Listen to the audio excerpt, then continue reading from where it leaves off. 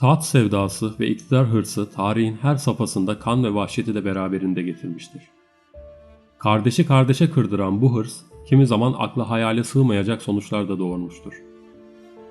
Bu videomuzda canlı canlı toprağa gömülen Osmanlı padişahının hikayesini dinleyeceğiz.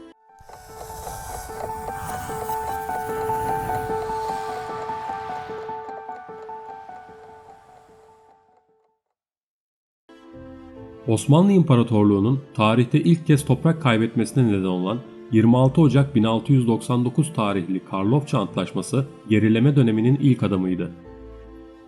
Bu durum aynı zamanda hanedanlığın Avrupa'yı örnek almasına neden olacaktı.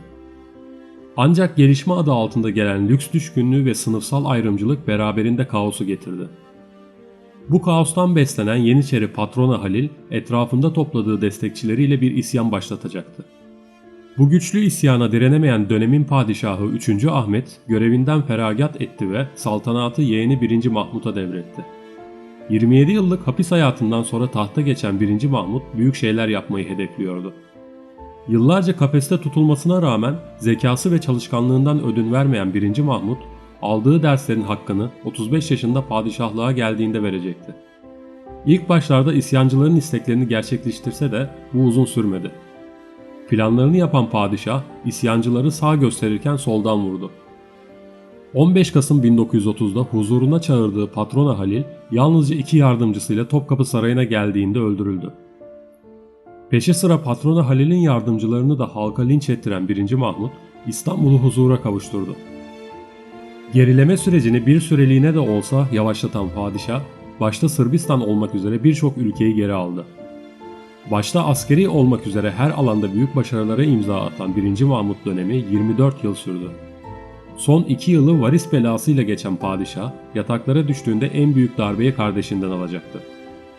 Yürüyemeyecek durumuna rağmen ülkeyi kurtarmak için halkını selamlayan, doktoru tarafından yasaklanmasına rağmen ata binerek camiye giden padişah, Topkapı Sarayı'nın kapısında bayıldı ve bilinci kapandı.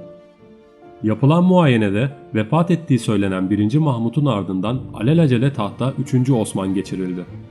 Ancak eski padişahın kabrinin başında tek başına Kur'an okuyan Hafız, akşam saatlerinde boğuk sesler işitti.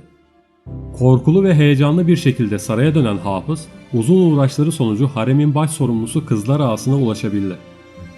1. Mahmut'un ölmediğini iddia eden adamın anlattıkları 3. Osman'a haber edildi. Taht hırsı insanlığın önüne geçen 3. Osman, anlattıkları sonrası Hafız'ı ortadan kaldırttı. Komaya giren 1. Mahmud'u ise mezarın içinde bir başına bıraktı. Böylelikle Osmanlı tarihine en iz bırakan padişahlardan 1. Mahmud canlı canlı ölüme terk edilmiş oldu. Kimi tarihçiler bunun bir şehir efsanesi olduğunu söylese de bazı kaynaklar halen doğru olduğunu belirtiyor. Peki sizce gerçekten böyle bir olay yaşandı mı? Bunu yorumlarda tartışalım. Videoyu izlediğiniz için teşekkür ederim. Bir sonraki videoda görüşmek üzere, kendinize iyi bakın.